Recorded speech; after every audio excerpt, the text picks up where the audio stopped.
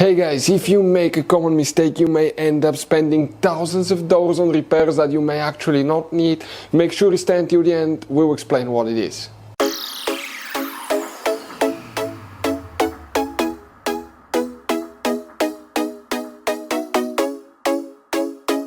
Hey guys, welcome back to World Mechanics. Thank you guys for watching and subscribing to the channel. Today will be super helpful video to any of you having a Dodge Ram that generation here from year 2013 to year 2018. If you need to find where the fuse for the Tpms light is located, which fuse controls it, it's under a different name, hidden, stay with us, we'll explain where you can find it. Where you can guys buy cheap parts, tools, fuses, relays at a good price, quick shipping, that way you do not waste money and time. Why guys, it's always a good idea to test fuses and relays. All that will be covered absolutely free for your convenience. Make sure you stay until the end. So, let us tell you a little bit about us guys. Every single car we get here at the garage, we try to make at least 200 to 300 free repair videos.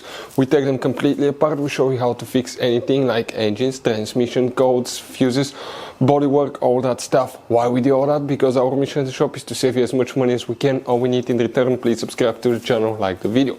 On this channel guys, specifically, we will be making a video about every single fuse, every single relay on that Dodge Ram.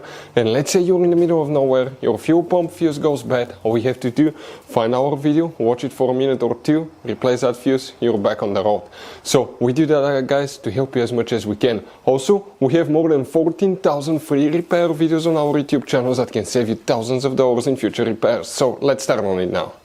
So for the Tpms light, which fuse you need to check guys? By the way, if you need to buy Tpms tool, this is amazing one. You can find a link in the description of the video below. We have multiple videos how to program Tpms sensor. Check it out if you need help with that. We need to go ahead and open the hood, and here on the driver's side, in front of the car battery, you see that's your car battery, right in front of it is the fuse box. Press these two tabs at the same time, open that cover, underneath you will find the main engine fuse box with a layout like this one. Before we continue, let's explain quickly why it's always a good idea to test fuses and relays.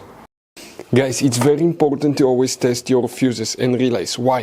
Sometimes you may think you have a good fuse guys. It's hard to tell. Look at those fuses, right? And sometimes, okay, you pull the fuse, okay, I'm going to get the fuse puller and I'm going to remove one fuse. I want to show you on that 20 amp fuse, sometimes it's very unclear if that fuse is burned or not. You may not clearly see it. So always guys test them, because if you don't test the fuse, you assume it's good, you end up spending money, time and diagnostics for problems that do not exist guys. So you can just waste your money and time. Always test your fuses, always test relays. We will put links in the description of the video below where you can find guys a video for testing a fuse and testing a relay that will explain everything that you need to do.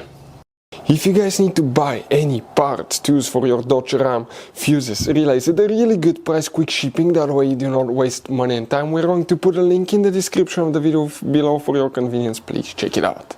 Here guys, for the Tpms light, we need to check one fuse specifically. Please make sure you stay until the end. We want to give you one good advice so you don't end up being stuck in the middle of nowhere like it happened to us. We need to come in that row of fuses and we need to count. That's fuse number 50, 51, 52.